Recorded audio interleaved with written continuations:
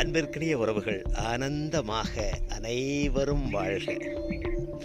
அன்பு உறவுகளே, நம்ம பிஎஸ்சி டாக்ஸ் சேனலில் இதுவரைக்கும் பல்வேறு விதமான செய்திகள் வீடியோக்களாக வெளியிடப்பட்டது. அத்தோட அடுத்த கட்ட முயற்சியாக ஜோதிடம் உண்மையா உருட்டா, உண்மையிலேயே மனிதர்களை நவக்கிரகங்கள் நட்சத்திரங்கள் இவைகள்தான் இயக்குகிறதா, பஞ்சபூத சக்திகளின் ஆற்றல் என்ன, மனித உயிர்களுக்கும் மற்ற உயிர்களுக்கும் இந்த பிரபஞ்சத்திலே என்ன விதமான இயக்கங்கள் இயங்கிக் கொண்டிருக்கிறது, எப்படி இந்த உயிர்களை நவக்கோள்கள் இயக்குகிறது, விஞ்ஞான ரீதியான கருத்துக்களும் அதே போல ஜோதிட கருத்துக்களும் எப்படி ஒரு நேர்கோட்டில் இருக்கின்றன அப்படின்றதெல்லாம் பற்றி நாம் அலசி பார்க்க போகிறோம். ஜோதிடம் உண்மையா பொய்யா, ஜோதிடம்ன்றது உண்மை, ஜோதிடர்கள் தான் பொய் அப்படின்றது சில பேர் சொல்கிறது இருக்காங்க. இப்போ இறை சக்தின்னு ஒன்று இருக்கா, இந்த எல்லா உயிர்களையும் கட்டுப்படுத்தக்கூடிய ஏதோ ஒரு ஆற்றல் இருக்குதா, இல்லை கட்டுப்படுத்துதா, இல்லை அப்படி எதுவுமே கிடையாதா, அது எப்படி இந்த உலகத்தில் பிறக்கக்கூடிய ஒவ்வொரு மனித உயிர்களும் ஒரு யுனிக்காக எப்படி இருக்குது, ஒரே தாய் தந்தைக்கு பிறக்கக்கூடிய குழந்தைகள் ஒன்று போல இல்லை. சரி, அவங்களாவது தனித்தனியான நேரத்தில் பிறந்திருக்கலாம். ஒரே நேரத்தில் பிறக்கக்கூடிய இரட்டை குழந்தைகள் கூட ஒரே மாதிரியான கல்வியோ ஒரே மாதிரியான குணாதிசயங்களோ இருப்பது இல்லையே.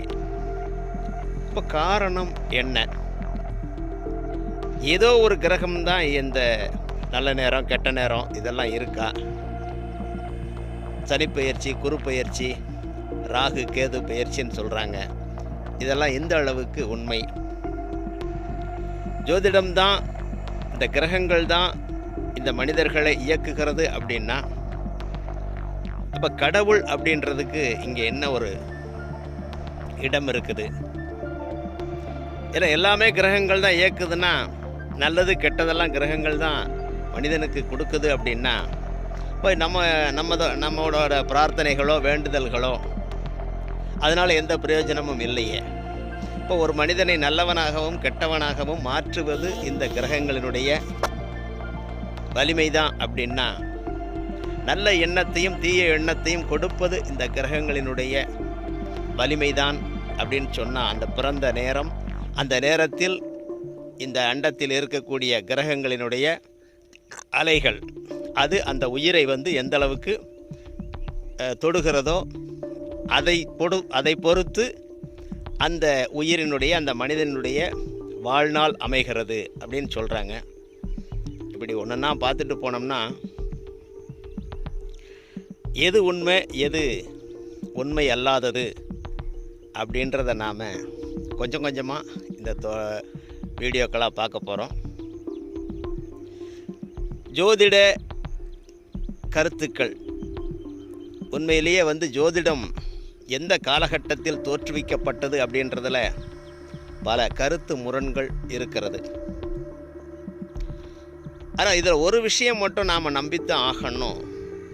இன்றைக்கு எவ்வளவோ விஞ்ஞான வளர்ச்சிகள், தொலைநோக்கிகள் இருக்கின்றன.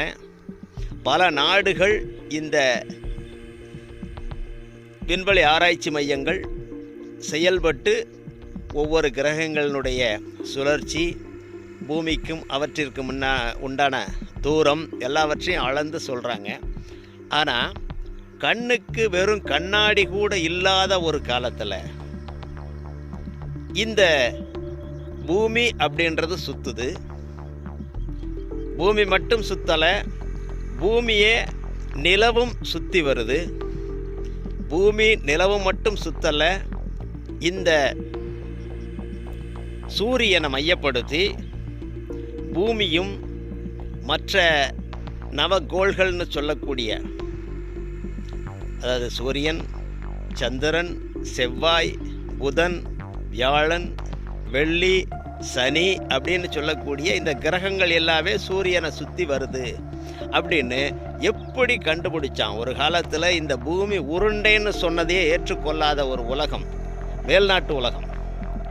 இன்றைக்கு நாம் ஏற்றுக்கிட்ட வெள்ளையாக இருக்கிறவெல்லாம் பொய் சொல்ல மாட்டான் அப்படின்ற ஒரு கருத்துக்களை ஏற்றுக்கிட்டு நாம் அந்த வெள்ளத்தோலுக்கு அடிமையானதால், அது உள்ளூர் ஆண்டி பேயாண்டின்னு சொல்லுவாங்க, உள்ளூர் மாடு வெலை போகாதுன்னு சொல்லுவாங்க.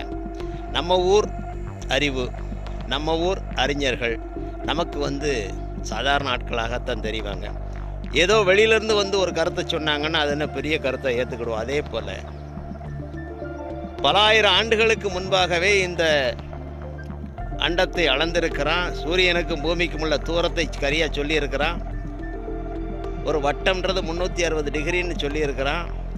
பூமி சுற்றுது, நிலவு சுற்றுது, அதை கரெக்டாக சொல்லியிருக்கிறான். கிரகணங்களை கரெக்டாக கண்டுபிடிச்சிருக்கிறான்.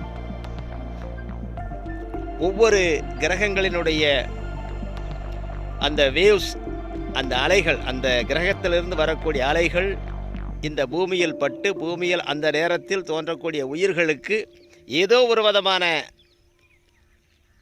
பாதிப்பை ஏற்படுத்துகிறது அப்படின்னு கண்டுபிடிச்சு சொல்லியிருக்கிறான். இது எந்த அளவிற்கு உண்மை அப்படின்றத நாம் விஞ்ஞான அறிவுக்கு, விஞ்ஞான மூளையோடு சிந்திக்க வேண்டும். அதே நேரத்தில் இதை நாம் பாராட்டித்தான் ஆக வேண்டும். ஏன்னா பூமி தட்டைன்னு தான் சொன்னாங்க.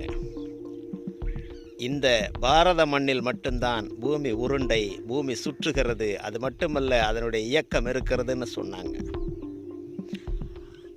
இந்த ஜோதிடம் அப்படின்றது அன்றைய காலத்து விஞ்ஞானம். அன்னைக்கு விஞ்ஞானம் இன்னைக்கு நாம் தொலைவுகளை அளக்கிறதுக்கு, தூரத்தை அளக்கிறதுக்கு கிலோமீட்டர், பர்லாங்கு, மைலு அப்படின்னு சொல்கிறோம் இல்லையா? அதை மாதிரி ஒரு அளவுகள் தான் இந்த நாளிகை வச்சாங்க. அடுத்து நாள் அப்படின்னு வச்சாங்க.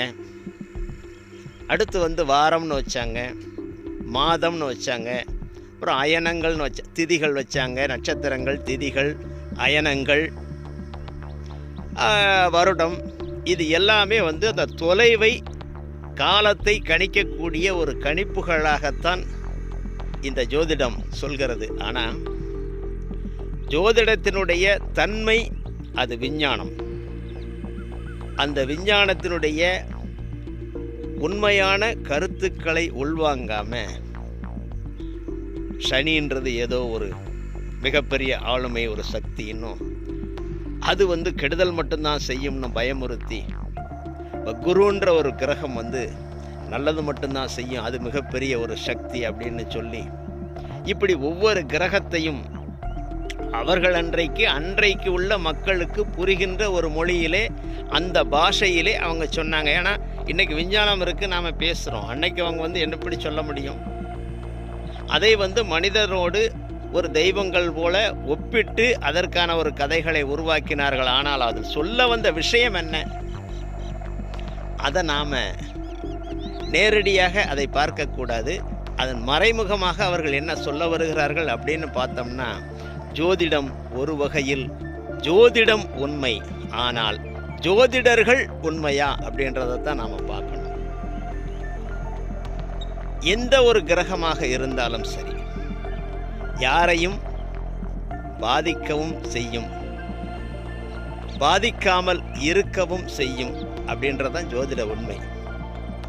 ஒரு கிரகம் நல்லது மட்டுமே செய்யும்னு சொல்ல முடியாது, ஒரு கிரகம் கெட்டது மட்டுமே செய்யும்னு சொல்ல முடியாது.